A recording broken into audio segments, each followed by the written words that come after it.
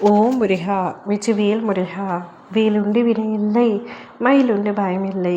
என் அன்பு தங்கமே, உன்னை கண்கலங்காமல் பார்த்து கொள்ளும் உறவை காட்டினால் நீ அவரை ஏற்றுக்கொள்வாயா என்பதை என்னிடத்தில் கூறு தங்கமே.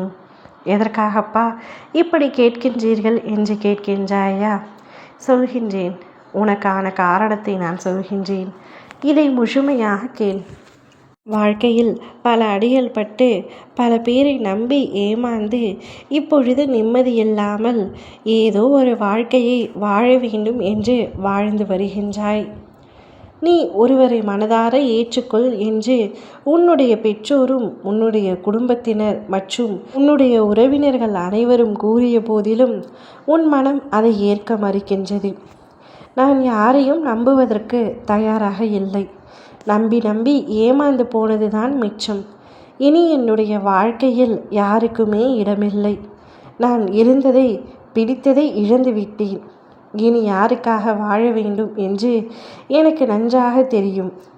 என்னுடைய வாழ்க்கையில் இனி எந்த ஒரு புதிய நபரும் தேவையில்லை.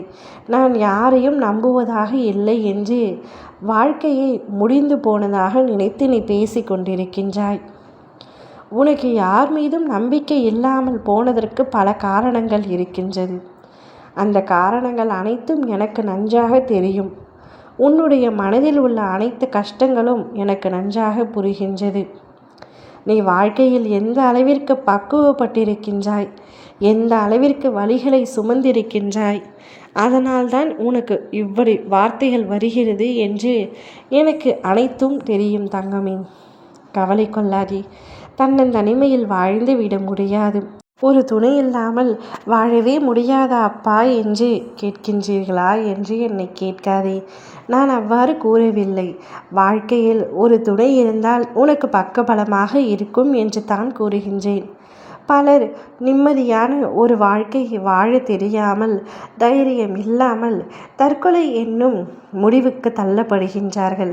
அதுபோல் இல்லாமல் என் பிள்ளையான நீ தனிமையில் தைரியமாக இருக்கின்றாய். உன்னுடைய தைரியத்தை வைத்து வேறு ஒருவரை மனதார ஏற்றுக்கொள். உனக்கு அடையாளம் தானே வேண்டும். உன் அப்பா நான் சொல்கின்றேன். உனக்கு உண்மையான உயிரான உறவு யார் என்பதையும் அவருடைய அடையாளத்தையும் நான் உனக்கு காண்பிக்கின்றேன். நானே அவரை உன்னிடத்தில் வர செய்கின்றேன். அப்பொழுது என் மூலமாகத்தான் அவர் உனக்கு வந்திருக்கின்றார் என்று உனக்கு புரியும். புரிந்து அவருடன் பேசி பழகி அவரை ஏற்றுக்கொள். நிச்சயம் உன்னுடைய வாழ்க்கை சந்தோஷமாக இருக்கும்.